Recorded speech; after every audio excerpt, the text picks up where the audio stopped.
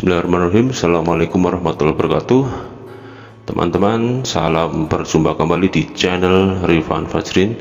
Kali ini kita akan lanjutkan pembahasan di buku SPS Matematika kelas 5. Kita sudah sampai di latihan bab 2 tentang kecepatan dan debit. Oke, sebelum mulai jangan lupa untuk berdoa supaya kita diberikan kemudahan dan kelancaran dalam belajar. Oke, kita lanjutkan ke soal latihan bab 2 ya. Di latihan 2 nomor 2, yang nomor 1 sudah saya sampaikan di video sebelumnya. Silahkan kalian periksa di playlist ISPS Matematika kelas 5. Oke, untuk soal yang nomor 2 ada 5 soal ya. Nanti silahkan kalian kerjakan terlebih dahulu ya. Adapun pembahasannya adalah sebagai berikut. Untuk yang nomor 2A, jarak tempat duduk Bayu ke papan tulis adalah 3 meter. Berapa desimeter jarak tempat duduk Bayu ke papan tulis? Oke, yang nomor 2A adalah sebagai berikut. Jadi diketahui jarak tempat duduk Bayu adalah 3 meter ke papan tulis ya. Kemudian ditanyakan berapa desimeter jarak tempat duduk Bayu ke papan tulis. Jadi kita tinggal mengubah satuannya dari meter ke desimeter. Dari meter ke desimeter ini karena turun satu tingkat maka kita kalikan 10 ya. 3 kali 10 sama dengan 30 desimeter ya. Jadi jarak tempat duduk Bayu ke papan tulis adalah 30 desimeter. Oke, itu untuk yang nomor 2A. Adapun yang nomor 2B adalah sebagai berikut ya. Kita baca bersama-sama. Jarak kursi dan kolam ikan di taman adalah 3 meter, sedangkan jarak lampu taman ke kolam ikan adalah 700 cm. Berapa desimeter ya selisih jarak kursi dan lampu dari kolam ikan? Oke, untuk yang nomor 2B pembahasannya adalah sebagai berikut ya. Jadi diketahui jarak kursi ke kolam itu 3 meter, jarak lampu ke kolam itu 700 cm. Yang ditanyakan adalah selisihnya, selisih jarak kursi dan lampu dari kolam dalam satuan desimeter. Oke, terlebih dahulu kita cari dulu jarak kursi ke kolam itu 3 meter, kita ubah dalam desimeter ya. Dari meter ke desimeter karena turun satu tingkat maka kita kalikan 10, sehingga jarak kursi ke kolam adalah 3 kali 10 desimeter sama dengan 30 desimeter. Kemudian untuk jarak lampu ke kolam itu 700 cm ya. Kita ubah dalam desimeter. Dari cm ke desimeter karena naik satu tingkat maka kita bagi 10, sehingga 700 dibagi 10 sama dengan 70 desimeter. Kemudian tadi yang ditanyakan adalah selisih ya. Jadi selisih jarak lampu ke kolam dengan selisih jarak kursi ke kolam itu kita tinggal kurangkan saja. 70 dikurangi 30 sama dengan 40 desimeter ya. Jadi selisih jarak kursi dan lampu dari kolam dalam desimeter itu ketemunya adalah 40 desimeter. Oke, lanjut ke soal yang C ya, masih nomor 2 ya, 2C. Mari kita baca bersama-sama. Ratna pergi ke pasar sejauh 0,5 km dari rumahnya. Pulang dari pasar, Ratna mampir ke toko buku yang berada 250 meter dari pasar. Jika Ratna pulang dari toko buku ke rumahnya melewati pasar, berapa hektometer jarak yang ditempuh oleh Ratna pulang pergi? Oke, pembahasannya adalah sebagai berikut. Untuk yang nomor 2C ini ya, jarak rumah Ratna ke pasar itu kan 0,5 km atau setengah kilometer. Kita ubah dalam hektometer karena tadi pertanyaannya adalah di dalam satuan hektometer ya. Jadi dari kilometer ke hektometer ini turun satu tingkat, maka kita kalikan 10 ya. 0,5 kali 10 itu hasilnya adalah 5 ya, 5 hektometer jarak rumah Ratna ke pasar.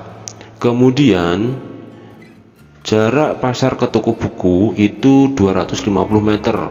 Jadi kita ubah ke dalam hektometer ya, karena dari meter ke hektometer itu naik 2 tingkat, maka kita bagi 100. 250 dibagi 100 itu ketemunya adalah 2,5 ya, 2,5 hektometer. Nah, tadi yang ditanyakan berapa hektometer jarak yang ditempuh Ratna pulang pergi. Nah, ini caranya adalah kita hitung dulu jarak 1 kali perjalanan dari rumah Ratna ke pasar, kemudian dilanjutkan ke toko buku ya. Jaraknya adalah 5 hektometer tadi ya, yang awalnya adalah setengah kilometer tadi, 5 hektometer kita tambahkan dari jarak pasar ke toko buku, yaitu sejauh 2,5 hektometer. 5 tambah 2,5 sama dengan 7,5 hektometer. Jadi jarak pulang perginya kita tinggal kalikan 2 saja ya. 2 kali 7,5 hektometer sama dengan 15 hektometer. Jadi ya, jarak yang ditempuh oleh Ratna pulang pergi adalah 15 hektometer. Oke teman-teman, kita lanjutkan ke soal yang D. Pada suatu lomba lari, setiap peserta harus berlari menyelesaikan 10 kali putaran mengelilingi lapangan yang berbentuk persegi panjang berukuran panjang 120 meter dan lebarnya adalah 55 meter. Nah, pertanyaannya adalah berapa kilometer jarak yang harus ditempuh oleh setiap peserta dalam lomba lari tersebut. Pembahasannya adalah sebagai berikut. Untuk yang nomor 2D ya, jadi diketahui tadi lapangannya itu berbentuk persegi panjang ya. Panjangnya tadi diketahui adalah 120 meter, sedangkan lebarnya adalah 55 meter. Maka kalau peserta itu berlari ya mengelilingi lapangan itu, kita hitung dulu keliling dari lapangan yang berbentuk persegi panjang tadi.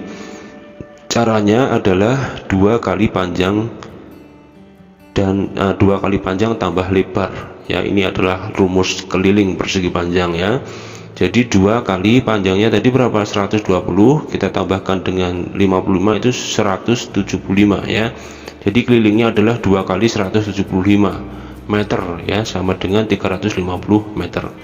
Kemudian data yang lain adalah tiap peserta itu harus berkeliling 10 kali putaran ya. Jadi setiap peserta itu ya kita tinggal kalikan 10 kali 350 meter ya dari keliling lapangan tadi. 10 kali 350 itu sama dengan 3.500 meter. Nah, karena pertanyaannya tadi adalah berapa kilometer jarak yang harus ditempuh oleh setiap peserta lomba lari, maka dari 3.500 meter ini kita ubah menjadi kilometer. Dari meter menuju kilometer itu karena naik 3 tingkat, maka kita bagi dengan 1000 ya. 3.500 dibagi 1000 sama dengan 3,5 km atau 3,5 km. Jadi kesimpulannya, jarak yang ditempuh oleh setiap peserta untuk menyelesaikan lomba lari tersebut adalah 3,5 km atau 3,5 km. Oke, untuk yang E ya, yang soal terakhir, Arif pergi ke sekolah dengan mengendarai sepeda, kemudian jarak rumahnya ke sekolah adalah 515 meter. Hari ini sepulang sekolah, Arif mampir ke rumah Bayu untuk mengerjakan tugas kelompok. Jarak dari sekolah ke rumah Bayu adalah 375 meter, sedangkan jarak rumah Bayu ke rumah Arif adalah 610 meter. Setelah mengerjakan tugas kelompok, Arif langsung pulang ke rumah. Berapa kilometer jarak yang ditempuh Arif pulang dan pergi ke rumahnya hari ini? Silahkan kalian coba kerjakan sendiri ya sebagai latihan. Mudah-mudahan jika kalian tadi sudah menyimak bagaimana pembahasan dari soal nomor 2A sampai D ya, mudah-mudahan untuk yang E ini kalian bisa mengerjakannya secara mandiri. Semoga berhasil ya, mudah-mudahan bermanfaat video pembahasan kali ini. Sampai jumpa pada video-video berikutnya. Ikuti terus channel rifanfajrin.com, subscribe untuk mendukung channel ini supaya lebih berkembang lagi ke depannya. Dan selesai belajar, jangan lupa untuk berdoa agar ilmu yang kita dapatkan ini bisa berguna bagi kehidupan kita pada masa sekarang dan masa yang akan datang. Sampai jumpa lagi. Wassalamualaikum warahmatullahi wabarakatuh.